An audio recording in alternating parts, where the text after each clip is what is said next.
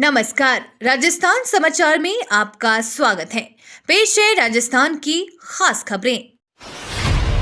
1443 शहीदों के परिवारों को भजना सरकार ने रक्षाबंधन पर भेजा खास तोहफा। राजस्थान की भजना सरकार ने रक्षाबंधन के मौके पर पहल करते हुए शहीदों की वीरांगनाओं को खास तोहफा भिजवाया है।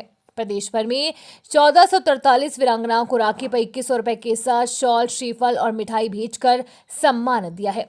सीएम आवास पर कल वीरांगनाओं ने सीएम भंजलाल शर्मा को रक्षा सूत्र भी बांधा। सरकार के राइजिंग राजस्थान समिट में आएंगे एलन मस्क। राजस्थान में होने वाली इन्वेस्टमेंट समिट राइजिंग राजस्थान के लिए टेस्ला के सीईओ एलन मस्क को न्योता देंगे। इसके लिए केंद्र सरकार के जरिए बुलावा भेजा जाएगा। सूत्रों के अनुसार यूएस के भारत में एम्बेसडर से भी बातचीत की जा रही है। सीएम भंजलाल शर्मा खुद अगले माह के पहले पखवाड़े में दिल्ली में 12 देशों के एम्बेसडर के साथ मीटिंग करेंगे। यहां भी मस्क को भारत में बुलावे पर चर्चा हो सकती है।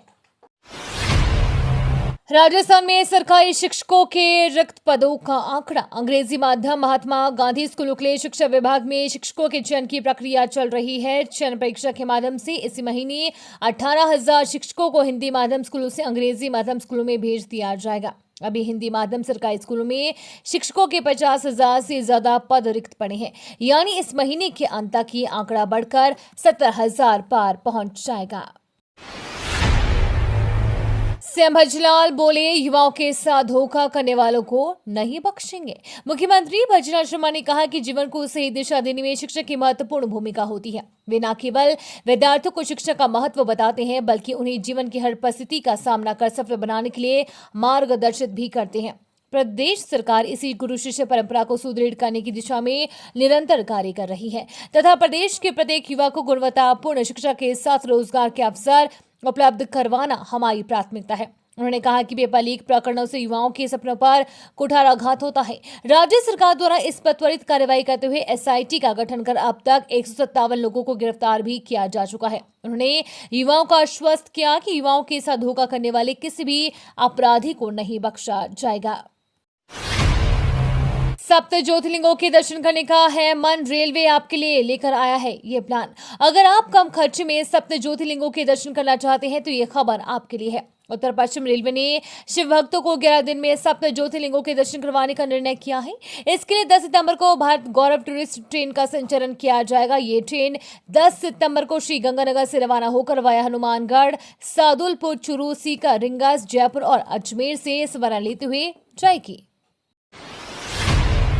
इस भव्य मंदिर में श्री कृष्ण जन्माष्टमी महोत्सव शुरू। राजस्थान में तीज के त्योहार के साथ ही त्योहारी सीजन की शुरुआत हो जाती है, जिसमें रक्षाबंधन, गणेश चतुर्थी, श्री कृष्ण जन्माष्टमी, नवरात्रि और फिर दीपावली। ऐसे ही त्योहारों के बीच जयपुर में दिसंबर तक लगातार त्योहारों की रौनक रहती है, जो यहाँ के बाजारों, धार्मिक स्थलों और मंदिरों में देखने को मिलती है। ऐसे ही श्री कृष्ण जन्माष्टमी से पहले जयपुर के सबसे प्रसिद्ध श्री गोविंद देव जी मंदिर में श्री कृष्ण जन्माष्टमी उत्सव की शुरुआत हो गई है।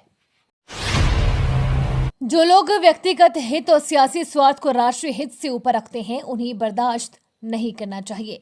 उपराष्ट्रपति जगदीप धनखड़ रविवार को जयपुर बिरला ऑडिटोरियम में देहदानी परिवार सम्मान व आभार समारोह में बतौर मुख्य अतिथि शामिल हुए।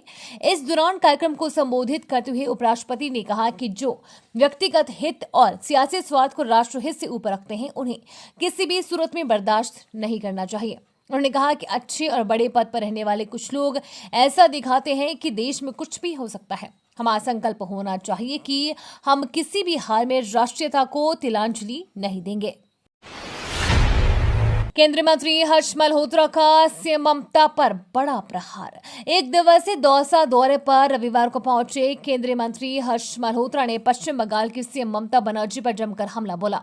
उन्होंने कहा कि कोलकाता में महिला डॉक्टर से दरिंदगी को दीदी सुसाइड घोषित करना चाहती थी, लेकिन अब ये मामला सीबीआई के पास है। ऐसे में अब मृतका और उसके परिजनों को न्याय मिलने की उम्मीद है। तालाब टूटने से मची अफरा तफरी, बस्तियां जलमग्न। देवरी क्षेत्र का सिरसीपुरा तालाब रविवार सुबह टूट जाने से कस्बे में अफरा तफरी का माहौल हो गया। तालाब का पानी खेतों के रास्ते बहकर निचली बस्तियों तक पहुंचा और जल प्लावन के हालात बन गए। बस्ती के निवासियों ने तालाब टूटने की सूचना के बाद ही आवश्यक सामानों को सुरक्षित करके अन्य स्थानों पर शरण ली।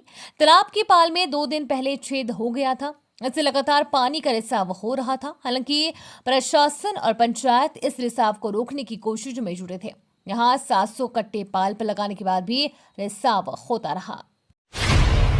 राजस्थान में 4 दिन फिर होगी भारी बारिश। राजस्थान में इस बार सावन के महीने में मानसून के मेहरबान रहने से प्रदेश के 24 जिलों में अतिवृष्टि जैसी बरसात हो चुकी है। अब तक राजस्थान में सामान्य से 50% से अधिक बारिश दर्ज की जा चुकी है। ये बारिश पूरे वर्ष की औसत वर्षा से भी ज्यादा है। फिलहाल बारिश का दौर थम जाने से अतिवृष्टि वाले क्षेत्रों में राहत महसूस की जाने लगी है। 22-23 अगस्त को कोटा एवं उदयपुर संभाग में कहीं कहीं पर भारी वर्षा एवं इन दो संभागों के कुछ भागों में 24-25 अगस्त को पुनः भारी बारिश होने की संभावना है। फिलहाल 21 अगस्त तक कोई चेतावनी जारी नहीं की गई है। इस बार बारिश ने जयपुर सहित कई क्षेत्रों में पिछले कई वर्षों के रिकॉर्ड तोड़ दिया और जमकर पानी बरसा। बिना लागत के पैदा होने वाली खुम्बी के दाम पहुंचे 1000 रुपए किलो। बारिश के मौसम में बिना लागत के पैदा होने वाली खुम्बी आम आदमी के बजट से बाहर हो चुकी है। रावला के बाजार में खुम्बी के भाव 600 से 1000 रुपए किलो तक पहुंच गए हैं। खुम्बी में काफी मात्रा में प्रोटीन और विटामिन होता है। इसकी सब्जी बनाई जाती है। रेत के टीलों में पैदा होने वाली प्राकृतिक उपज खुम्बी की आवक इंदौर रावला में हो रही है, जिसका बाजार खाजियों वाला चौक पर लगता है। आवक कम होने के कारण खुम्बी के भाव इन दोनों आसमान को छू रहे हैं। व्हाट्सएप को कानून के दायरे में लाने की तैयारी। देश में दूरसंचार कंपनियां व्हाट्सएप, सिग्नल और टेलीग्राम जैसे सोशल मीडिया ऐप्स को कानून के दायरे में लाना चाहती हैं। मतलब इन सभी प्लेटफॉर्म पर लाइसेंस प्रक्रिया लागू हो। इसके लिए टेलीकॉम कंपनियां रिलायंस जियो, भारती एयरटेल, वोडाफोन आइडिया और COAI ने मिलकर सरकार को शिकायत की है। इन कंपनियों का कहना है कि ये ऐप्स भी टेलीफोन की तरह काम करते हैं, इसलिए इन पर भी लाइसेंस होना चाहिए। यूपीएससी की जगह आरएसएस से हो रही भर्ती, छीना जा रहा आरक्षण। कांग्रेस नेता राहुल गांधी ने आरक्षण को लेकर एक बार फिर से मोदी सरकार पर निशाना साधा है। हाल ही में यूपीएससी की ओर से निकाली गई भर्ती का जिक्र करते हुए उन्होंने कहा कि ये सरकार बड़े पदों पर भर्ती संघ लोक सेवा आयोग की जगह राष्ट्रीय स्वयंसेवक संघ से कर रही है। केंद्र सरकार के विभिन्न मंत्रालयों में महत्वपूर्ण पदों पर लेटरल एंट्री के जरिए भर्ती कर खुलेआम SC, ST और OBC वर्ग का आरक्षण छीना जा रहा है।